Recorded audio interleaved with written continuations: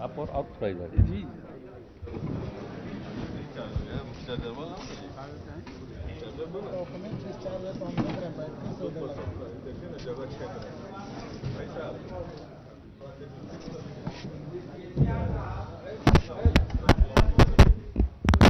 हम लोग शुरू करें जी, कुछ बोलेंगे आप?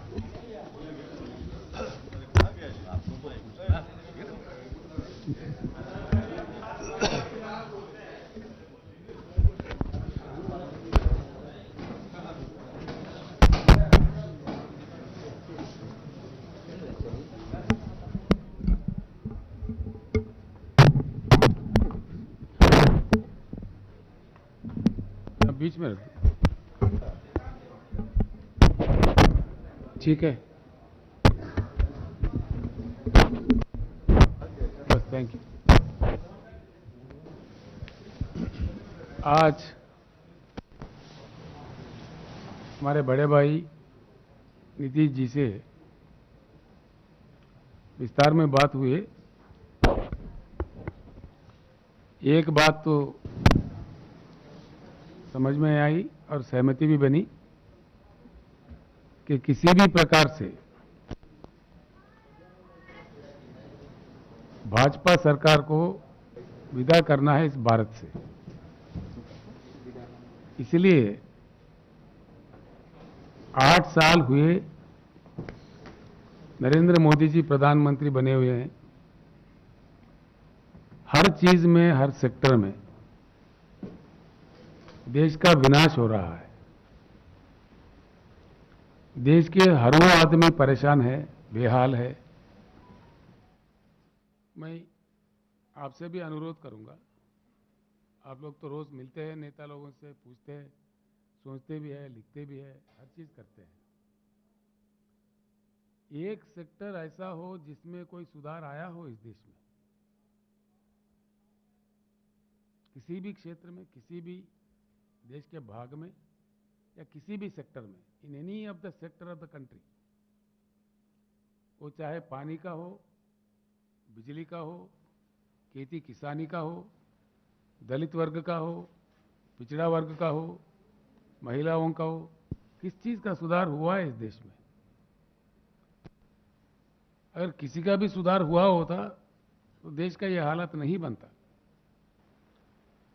डॉलर के प्रति रुपया का इतना गिरावट, मोदी जी से पहले 14 प्रधानमंत्री रहे, किसी भी समय इतना बुरा गिरावट नहीं हुआ जो आज हो रहा है।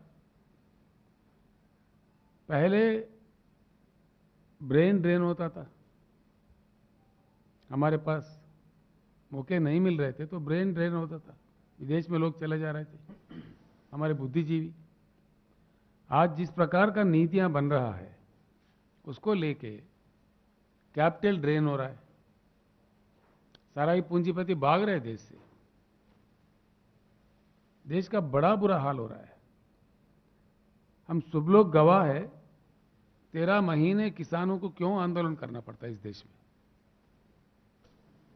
बहुत ही महान देश है हमारा, भगवान ने, प्रकृति ने काफी संपत्ति दी है। हमारे नदियों में 70,000 टीएमसी पानी बहते हैं। आज तक देश ने सिर्फ 20-22 हजार टीएमसी ही इस्तेमाल किया है। और वाटर वार्स होते हैं, जल युद्ध होते हैं, क्यों होने लगते हैं? बिजली 4 लाख मेगावाट के ऊपर बिजली की उपलब्धि देश में है, लेकिन देश को, किसानों को भी, आम लोगों को भी, उद्योगों को भी, हर किसी को भी बिजली के लिए तरसना पड़ता है। क्यों तरसना पड़ता है?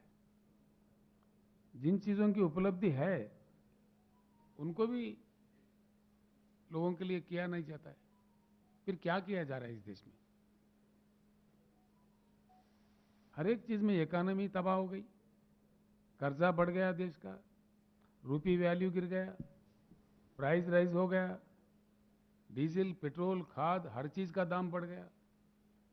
गरीब आदमी परेशान है, किसान आंदोलन पे है, और नीतियां, देश के रक्षा करने वाला हमारा डिफेंस सिस्टम इतना मजबूत सिस्टम रहा। कई प्राइम मिनिस्टरों ने युद्ध लड़े, कामयाब हुए, खड़े रहा भारत।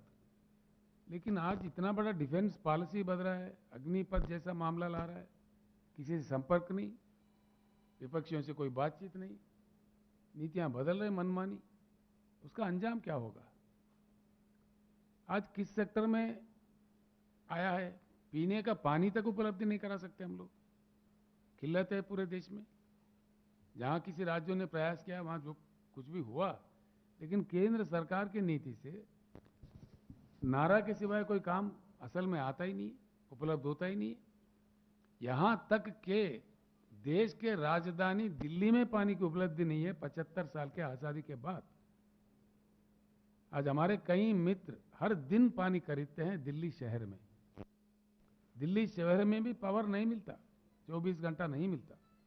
कई हिस्सों में, दिल्ली के हिस्सों में पावर काटा जाता है हर दिन। ये क्या हो रहा है? ये चीज ऐसे है, 8 साल यानी कि मोदी जी के जो कालखंड उनके लिए दिया था जनता ने 10 साल का, उसमें 80% समय खत्म हो चुका है।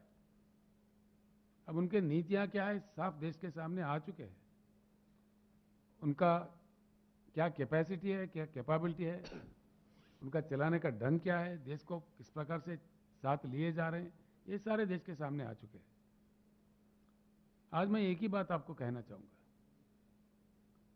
केंद्र सरकार के नाकामियों की वजह से आज काफी नुकसान हुआ देश का हर सेक्टर में।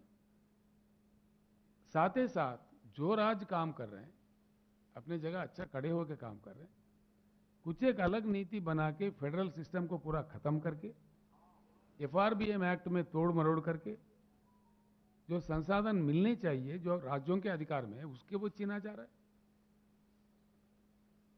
जो अपने आप विकसित होना चाहते हैं राज्य, जो जहां प्रयास हो रहा है उनको भी काटा जा रहा है। क्या वजह है इसका, क्या कारण है? कोई बताएंगे? जवाब है केंद्र सरकार के पास? एक तो ये है, विकास का कोई नाम ही नहीं, सिर्फ नाराबाजी है। कौन सा एक नारा जो सफल हुआ देश में? 222 तक हर गरीब का अपना मकान होगा, ये मोदी जी का खुद का वादा है। क्या सफल हुआ? मिला सबको मकान? किसानों का आय डबल कर दिया जाएगा। किसानों का इन्वेस्टमेंट डबल हो गया, लागत डबल हो गया, आय कहां डबल हुआ? बेटी पढ़ाओ बेटी बचाओ, हर दिन रेप होते सौों के तादाद में। किस वर्ग का विकास हुआ, किसका रक्षा हुआ? और इसको, इन सब चीजों को छोड़ के एक दूसरी बहुत बड़ी खतरा बात, देश के लिए बहुत बड़ा खतरा ये लोग खड़ा कर रहे हैं, जो धर्म की बात को लेके लोगों को भावुक बना करके अपने चिल्लर पल्लर राजनीति लब्धि के लिए सारे देश को टूटा जा रहा है, तोड़ा जा रहा है। ये कहां तक सही है? इससे देश का कितना बड़ा खतरा बनेगा आगे चल के? देश का क्या होने वाला है? अंतर्राष्ट्रीय स्तर पर क्या होगा? हालात यहां तक बिगड़ रहा है कि विदेशों में हमारे दूतावास के प्रतिनिधि को बुला के माफी मांगा जा रहा है। ये कितनी बड़ी शर्म की बात है। इसके भलाई के लिए ये काम किया जा रहा है। आज जिस प्रकार से धर्म के नाम पे लोगों को तोड़ने का, समाज को तोड़ने का, एक अच्छे भारत को खराब करने का जो प्रयास हो रहा है, ये कहां ले जाएगा अपने देश को? इसीलिए इकोनॉमी भी खत्म, कर्जा बढ़ गया, रुपी वैल्यू गिर गया, प्राइस राइज हो गया, किसी सेक्टर में सुधार नहीं आया, ना पीने का पानी मिला, ना सिंचाई का भरपूर पानी मिला, ना गरीबों का कोई अच्छा देखभाल हुआ। तो किसका लाभ हुआ, किसका फायदा हुआ? फायदा कुछ नहीं हुआ, विनाश हुआ। और साथ ही साथ बहुत बड़ा खतरा, धर्म के नाम पे दुनिया को तोड़ के, लोगों को तोड़ के। सबसे बड़ा बात है मेक इन इंडिया। क्या है नतीजा मेक इन इंडिया का? हमारे बच्चे जो पतंग उड़ाते हैं उसके मांझा तक चाइना से आता है, नाखून काटने का नेल कटर तक चाइना से आता है, शेविंग ब्लेड तक चाइना से आता है, राष्ट्रीय ध्वज भी हमारा तिरंगा चाइना से बनाया हुआ इंपोर्ट करते हैं। कहां गया खादी हमारा? हमारा बुनकरों का क्या हाल है? क्या हो रहा है? फिर मेक इन इंडिया किधर गया? उसका क्या नतीजा निकला? सही सवाल अगर हम अपने दिल से पूछे, हुआ कुछ नहीं है, विनाश ज्यादा हुआ है और आगे बहुत बड़ा खतरा इस देश के लिए खड़ा हो रहा है। इसीलिए हम एक ही आवाज आज नीतीश जी से मिलने के बाद, जो बातचीत करने के बाद, नीतीश जी का भी मन है, मुझे भी उन्होंने आदेश दिया है, जितने भी विपक्षी दल है देश में सारे एकजुट होकर, ताकत जुटाकर, शक्ति जुटाकर बीजेपी मुक्त भारत का नारा देना चाहिए और बीजेपी मुक्त भारत को हासिल करना चाहिए। तभी देश फिर से खड़ा हो सकता है, आगे बढ़ सकता है, अंतर्राष्ट्रीय स्तर पर एक अच्छा अपना स्थान बना सकता है। मैं एक अन्य बात भी कहना चाहूंगा इस दौरान, आपसे प्रार्थना भी है, नीतीश जी ने भी प्रार्थना की, आप ये बात जरूर जनता तक ले जाए। भारत में 75 साल के आजादी के बाद इतने सारा समस्याओं से उलझ रहे हम लोग। इस स्थिति से भारत को अगर निकलकर बाहर जाना है, कुछ ये अब तक रूटीन जो 75 साल में चलता आया है, उससे उठकर आउट ऑफ बॉक्स सोचना चाहिए। विशेषज्ञों का मानना है, ये मेरा बात नहीं है, अगर किया जाए तो भारत सर्वश्रेष्ठ देश इस दुनिया का बन सकता है, प्रभावशाली बन सकता है, प्रबल आर्थिक शक्ति बन सकता है। इसमें हमारा प्रयास होना चाहिए। एक उच्च गुणवत्ता वाली बदलाव भारत में चाहिए, ये बिल्कुल चाहिए। अगर हमारे पास ज्ञान नहीं है, पूरी दुनिया में जहां ज्ञान है वहां से प्राप्त करना चाहिए हम लोग। चाइना, जिसकी जीडीपी हमसे कम थी 1980 तक, 81 तक भी, उन्होंने कर पाया, कर दिखाया। उनका इकोनॉमी पहुंच गया $16 ट्रिलियन में। आज हम $3 ट्रिलियन के आसपास में घूम रहे हैं। बड़ा शर्म की बात है। चाइना में हर चीज हमसे कम है, हर चीज की उपलब्धि हमसे कम है, लेकिन वो कहां पहुंच गया? आज टक्कर दे रहा है पूरे दुनिया के अग्र देश जो माना जाता है, अमेरिका को टक्कर दे रहा है, प्रतियोगिता दे रही है। हम कहां रह गए? ये हम ऐसे बने रहेंगे? ऐसे ही रहना चाहिए देश को। आज देश के युवा को, देश के बुद्धिजीवियों को सोचना चाहिए। मैं एक ऐसे पवित्र जगह बैठ के ये बात कह रहा हूं जहां से लोकनायक जयप्रकाशन जी के एक आवाज पे पूरी देश में क्रांति आई थी, तानाशाही का खात्मा किए थे, रिश्वतखोरी के खिलाफ में लड़ाई लड़े गए थे। ऐसे पवित्र भूमि में आकर कुछ प्रेरणा मिलता है। इसलिए गुजरात से सारे देश के युवाओं को, बुद्धिजीवियों को, राजनीति में जो लोग काम सक्रिय कर रहे हैं, उन सारे लोगों से हम प्रार्थना करेंगे कि बीजेपी मुक्त भारत ही देश को आगे ले जाएगा। इनके धर्म के वाद पे, कुछ अन्य के वाद पे देश को तोड़ मरोड़ के जो कर रहे हैं, तोड़ना बहुत आसान होता है, जोड़ना बहुत कठिन होता है। एक बार टूटा देश, एक बार एक विद्वेष, एक हेट्रेड फैल गया, बहुत बुरा मुश्किल होगा, देश को बड़ा नुकसान हो जाएगा।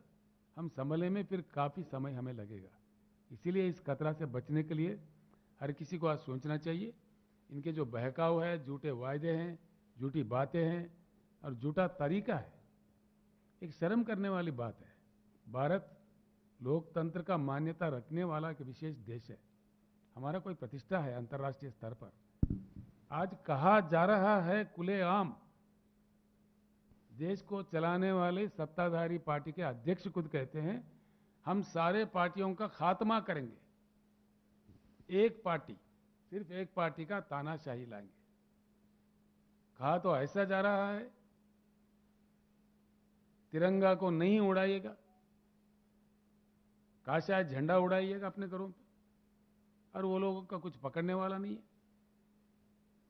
ये तो देश के साथ गद्दारी हुआ, राष्ट्रीय ध्वज के साथ गद्दारी हुआ। वो लोग खुलेआम बयान देते जा रहे हैं। क्यों केंद्र सरकार चुप्पी साध रही है? क्या कारण है इसके पीछे? और आज जिस प्रकार के दंगे कराए जा रहे हैं, जिस प्रकार के एक सहिष्णुता हमारे देश में बना हुआ था, जिसके प्रति हमारा देश का बड़ा मान्यता था, जो हमारे राष्ट्रपिता है महात्मा गांधी जी ने अपने आप को नहीं कहा राष्ट्रपिता, सारे देश ने माना है, सर पे लिया है। ऐसे राष्ट्रपिता का अपमान किया जा रहा है कितने गंदे तरीकों से, और हम सब लोग चुप्पी साधे हुए हैं। ये कहां ले जाएगा देश को? क्या हम अपने दादा परदादा का अपमान करेंगे, अपने खानदान का अपमान करेंगे? ये किसी देश में होता है? ऐसा नहीं होना चाहिए। ये कहां ले जाएगा भारत को? आगे तफ्ता को हम क्या सिखा रहे हैं? ऐसे भारत किसको चाहिए?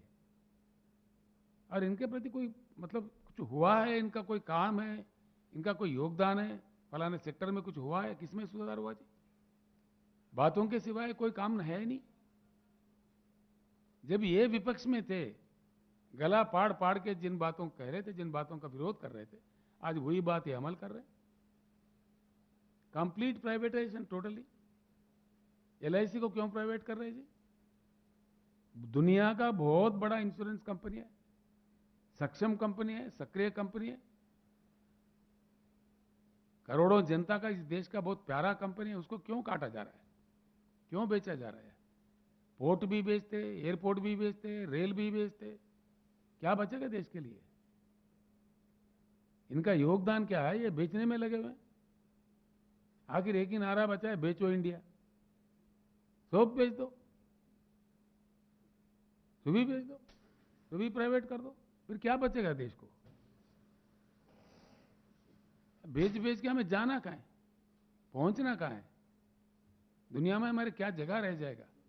इसीलिए सारे देशवासियों से हमारा अनुरोध है, हमारा अपील है, और हमसे जो संभव प्रयास होगा, हर संभव प्रयास हम करेंगे।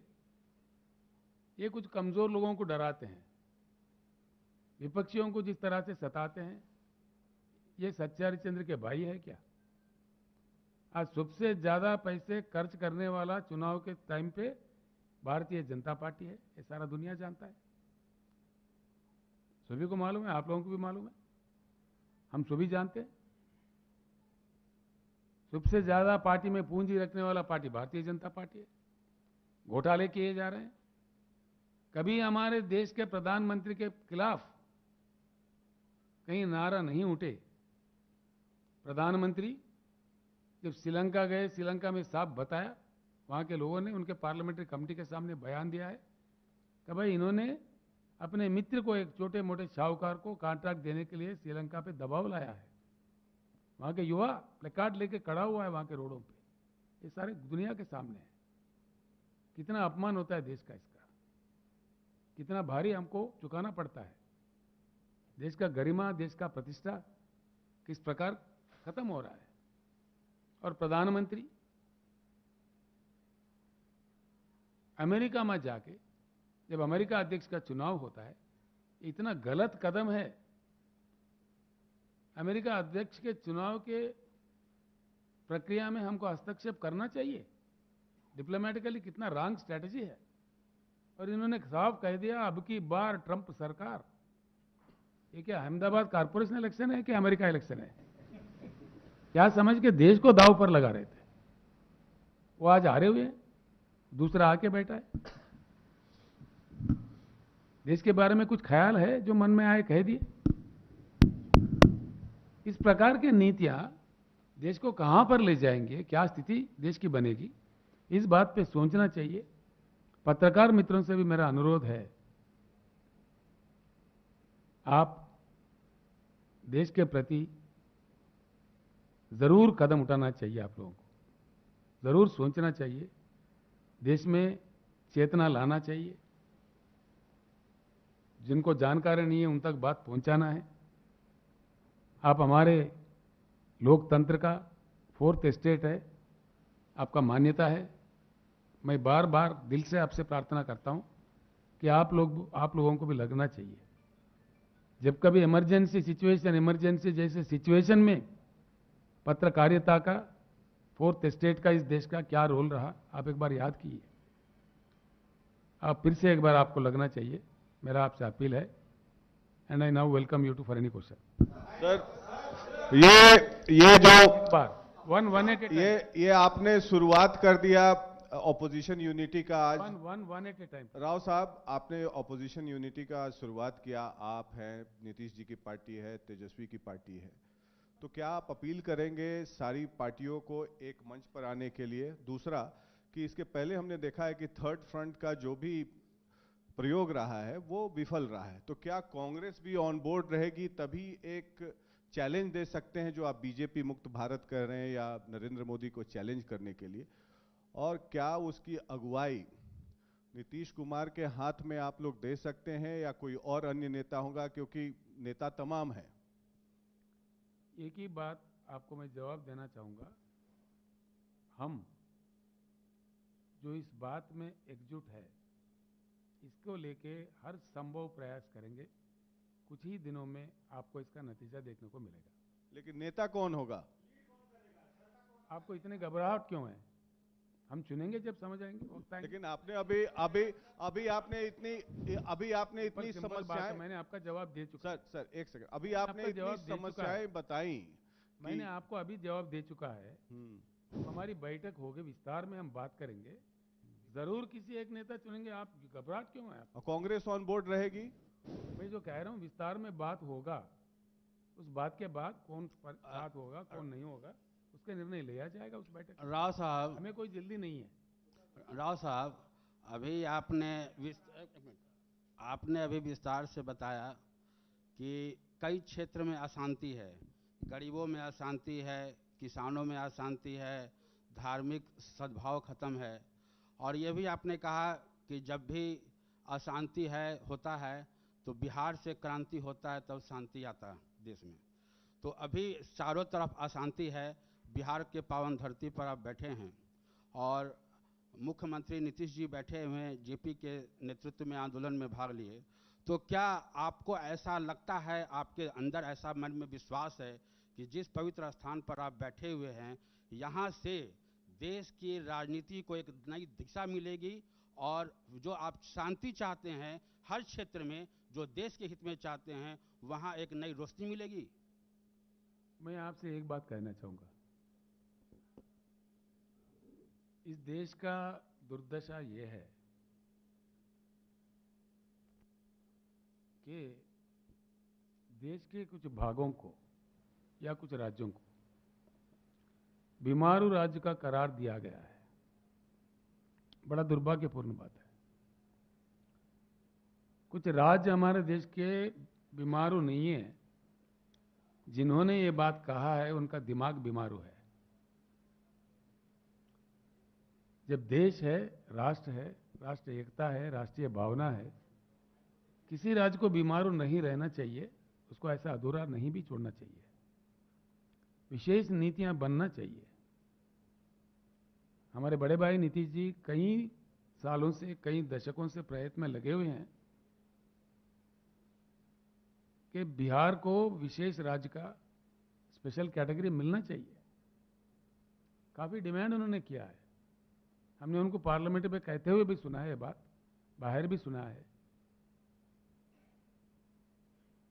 जो प्लानिंग कमीशन को खत्म करके जिसे नीति आयोग को बनाया गया है, उसमें भी हम दोनों मुख्यमंत्री के हैसियत में वहां हिस्सा लेते थे, भाग लेते थे। उस समय भी मैंने सुना है नीतीश जी को वहां कहते हुए, उन्होंने डटकर कहा कि भाई हमको ऐसा कहना चाहिए।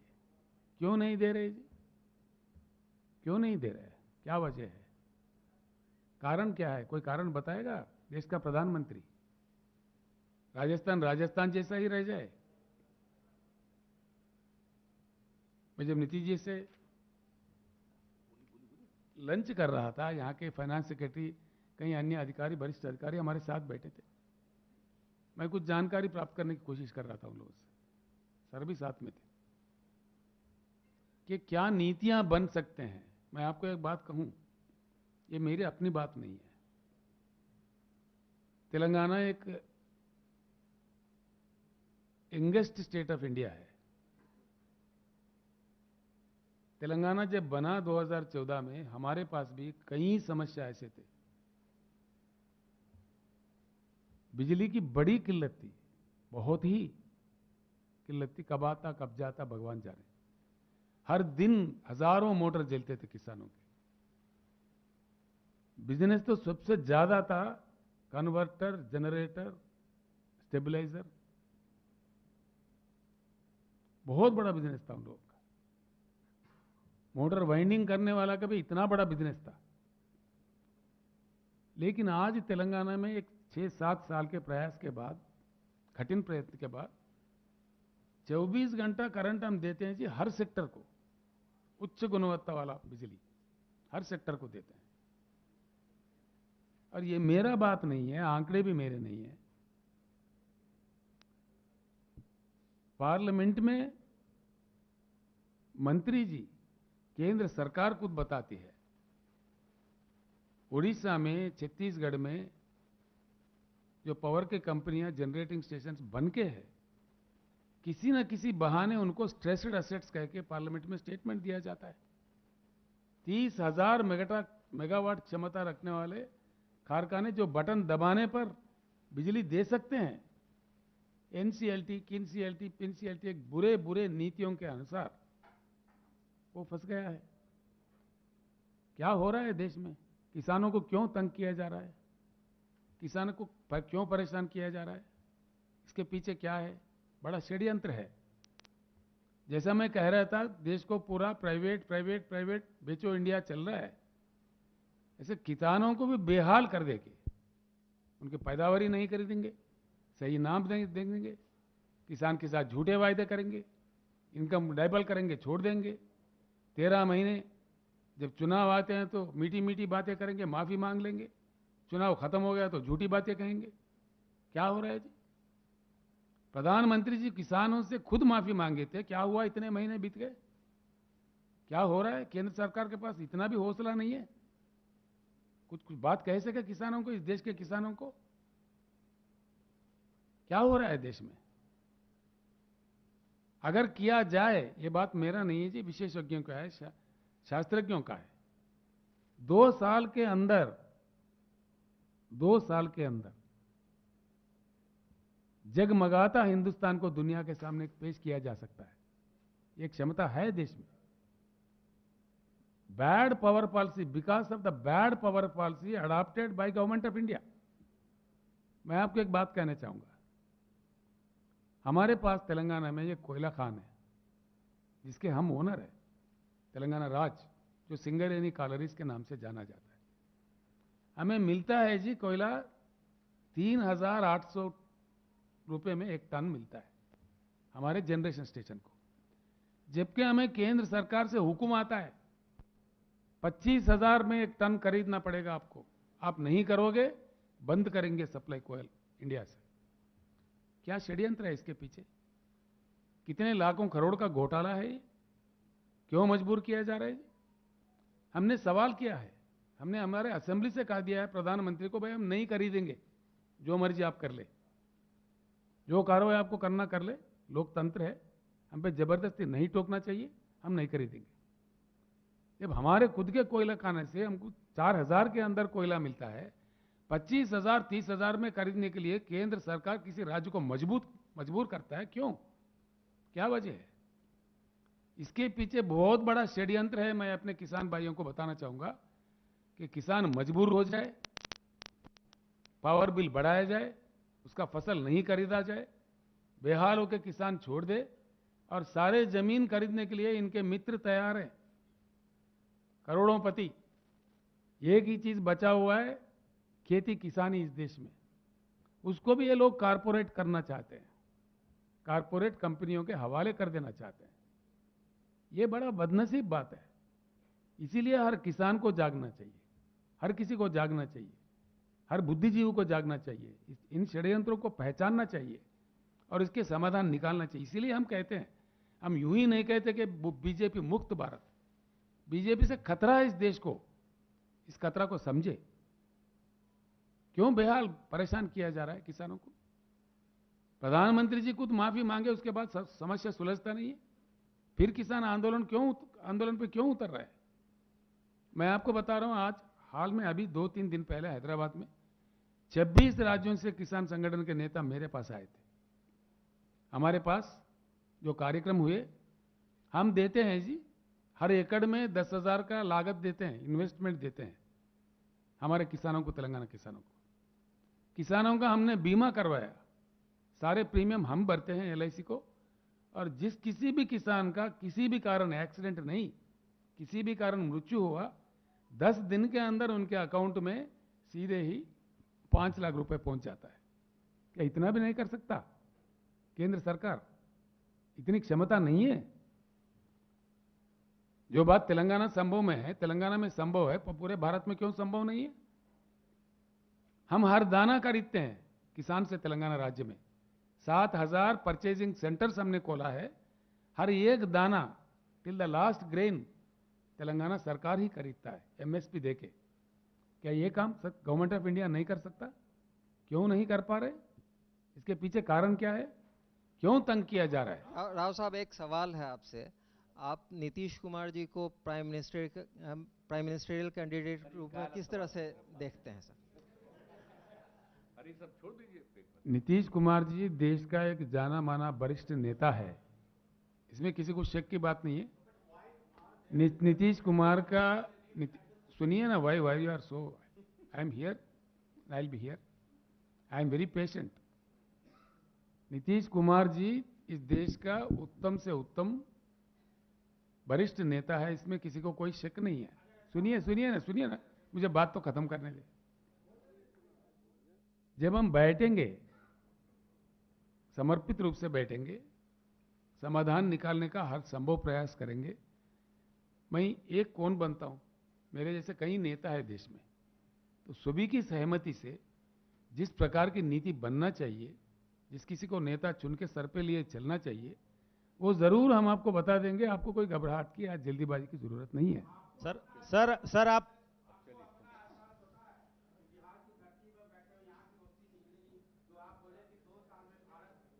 सर आप संपूर्ण भारत में विपक्षी एकता की बात आप कर रहे हैं सर। देखो, कह रहे हैं कि संपूर्ण देश में संपूर्ण विपक्ष की एकता की बात आप कर रहे हैं। जी क्या है? तो आप जिनको हराने की बात कह रहे हैं कि मैं नहीं सुना जी। सर आपने कहा कि पूरे देश में संपूर्ण विपक्ष को हम एकजुट करेंगे, संभव प्रयास करेंगे, और 2024 में जिनको हराने की बात कर रहे हैं तो मैंने कहा प्रयास करेंगे। ठीक है सर, उसी प्रयास लोग में हमारे आप साथ मिलके आएंगे, मिलके चलेंगे। आप जो नहीं आएंगे उनको छोड़ आप के जिनको चलेंगे। 2024 में हराने की बात कर रहे हैं उनके पास एक चेहरा है।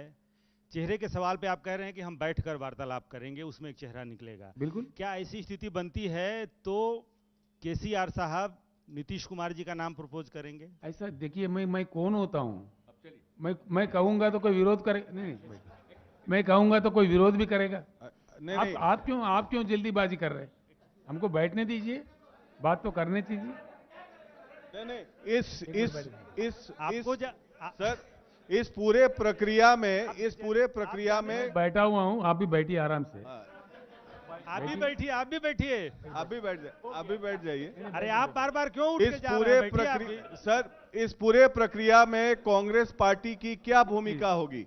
विपक्षी एकता में कांग्रेस पार्टी की क्या भूमिका रहेगी? राहुल गांधी क्या प्राइम मिनिस्टर के दावेदार रहेंगे? क्योंकि कांग्रेस पार्टी कहती है कि हमारे prime minister candidate Rahul Gandhi हैं। देखिए ऐसा है, नहीं, सिंपल बात है। मैंने साफ कह दिया कि आप होशियार है, मैं आपसे भी होशियार हूं। मैंने कह दिया है। Your Hindi is very good. आप भैया बहुत अच्छी है। मैंने बता दिया है। आप बैठिए। मैंने उनका नाम लिया तो कौन है? नहीं, आप बैठ जाइए। ऐसा है, हम जरूर बैठेंगे। भाजपा के जितना विरोधी दल है इस देश में, उनको सब एकजुट करने की हर संभव प्रयास हम करेंगे। ठीक है? इसके बाद में बैठक में सर्वानुमति से, सर्वसहमति से जो बात निकल कर आती है वो विस्तार रूप में हम आपको बताएंगे। बिकॉज बिना ब्राह्मण के कोई शादी होता ही नहीं है। Sir last question from CNN News 18 हो ही नहीं सकता। Sir last question from CNN News 18 sir. एक मिनट बताइए। बोलने दीजिए सर।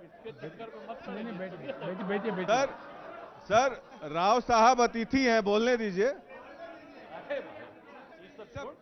आप बैठिए ना। Last question sir, last question. बैठिए please. Sir last question KCR sir. नहीं, निधि जी बैठिए ना please. KCR sir last question. कह रहे हैं कि सबको अपोजिशन को यूनाइट करने की कोशिश हम लोग करेंगे, तो हम लोगों की राय है, बात है, सबको मिल के करेंगे। Sir, क्या अभी क्या पूछ रहे हैं कि क्या हो? sir, one question from, sir, one question, one last question, sir. इतना अच्छा आपको बोल दिए। Sir, you have been criticizing Gujarat model all the time and boasting about your Telangana model. Could you please elaborate on that? And also, will there be involvement of farmers in this front that you are talking about?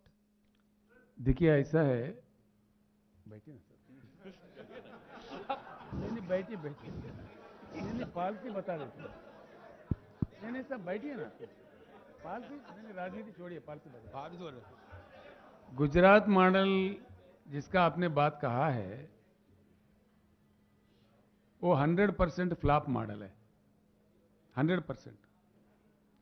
हाल में सारा media आप लोगों के माध्यम से देश के सामने ला चुके हैं, जहां गांधी जी का जन्म हुआ, कहते हैं कि भाई प्रोहिबिशन है हमारे पास, लेकिन वहां कल्ती शराब, इलिसिट लिकर पी के 70 लोगों की मृत्यु हो गई है, जो प्रधानमंत्री जी का खुद का राज्य है। Do you think that Gujarat model is a successful model? You think so? It is 100% flop model. आप ह्यूमन इंडेक्स देखिए, कहां जा रहा है देश, उसमें गुजरात भी इतना अंदर है। गुजरात में भी बिजली की किल्लत है, पीने का पानी का किल्लत है। उद्योगपति भी आंदोलन कर रहे हैं, बिजली दो हमें, वरना हम अन्य राज्य में चले जाएंगे। ये हर रोज सुनते हैं जी। अब हमारे पास भी गुजरात के कई बिजनेसमैन काम करते हैं हैदराबाद में। Gujarat model is a utter flop model. गरीबों का कोई देखभाल नहीं होता।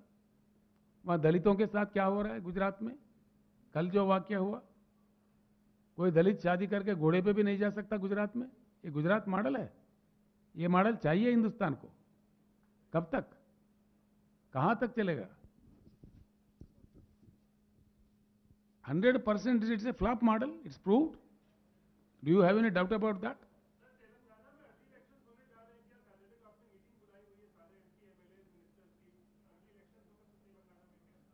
मैं कोई ज्योतिष नहीं हूं जी।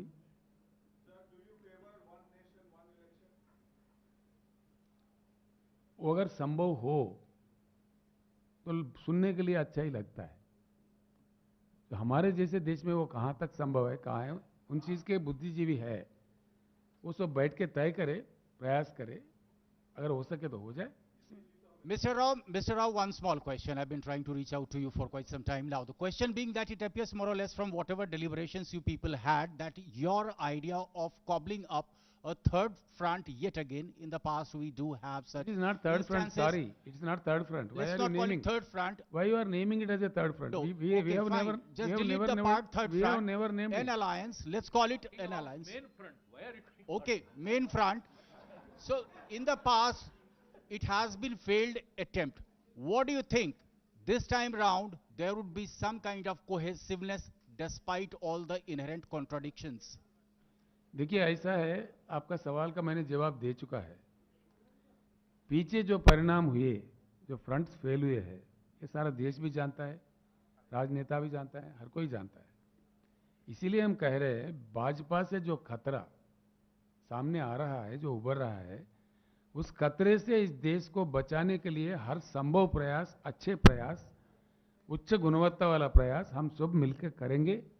उससे क्या बात निकल कर आती है देश के सामने, आप थोड़ा सब्र से काम करें। सर, बिहार में सरकार फ्रंट है भाई, आपको क्यों इतनी घबराहट है भाई? हम बताएंगे ना, राव साहब, जब बैठेंगे बताएंगे। आप क्यों ऐसे सवाल उठा रहे हैं? ठीक है। यानी कि आप विपक्ष के अंदर आप फूट डालना चाह रहे हैं। फिर क्या बात है, फिर क्या बात है? हम बताए जा रहे हैं, सेम क्वेश्चन आप दोहराते जा रहे हैं। हमने जवाब दे दिया आपका। राव साहब, एक सवाल इधर से है। बिहार में सरकार बनते ही जिस तरीके से यहाँ पे केंद्रीय एजेंसी का छापे पड़ रही है, कई सवाल जो हैं उप मुख्यमंत्री तेजस्वी यादव हैं, वो भी सीबीआई, ईडी, आईटी पे उठा रहे हैं। आपका क्या कहना है इस पे? देखिए, जिस प्रकार विपक्षी दल के नेताओं के ऊपर हमले हो रहे हैं, फर्जी भी है, झूठे भी है, बहुत सारे सताने के लिए राजनीतिक कारणों से किया जा रहा है, ये सारा देश जान गया है। सारा देश, एक कार्टून आया था बिहार में जैसा सत्ता परिवर्तन हुआ तो एक कार्टून आया, एक बस है जिसके ऊपर लिखा हुआ है ईडी, सीबीआई और कुछ क्या पता नहीं क्या क्या, आईटी। अधिकारी भाग रहा है, उनके मिसेस पटलून पकड़ के पैंट तो पहन के जाओ। ये कार्टून आया जी, सारा देश हंस पड़ा इस पे। यानी कि इस एजेंसी का भी, कॉन्स्टिट्यूशनल बॉडीज का भी कितना अपमान इस देश में हो रहा है। उनका जो मान्यता है उनको किस प्रकार का राजनीतिक कारणों के लिए इस्तेमाल किया जा रहा है, सारा देश जान चुका है। आप लोग भी बखूब जानते हैं हमसे, ये जो भी हो रहा है गलत हो रहा है, ठीक नहीं हो रहा है। So do you think that consent of the CBI should be withdrawn in Bihar as it happened in other states? नहीं, it should be withdrawn everywhere. Okay. Law and order is a state subject. जो जहां चाहे घुसपैठ करे, षड्यंत्र करे, dictatorial stunt चलाए। और दूसरी बात मैं कहना चाहूंगा आपको, जो भी एक पार्टी लाएंगे, एक ही ध्वज लाएंगे, एक ही मैं रहूंगा, मैं पन्ना, मैं का घर हमेशा खाली, ये होता हुआ दिखा हमारे पुराणों में भी, हमारे इतिहास में भी, अब भी बिल्कुल होके रहेगा। आपको धन्यवाद।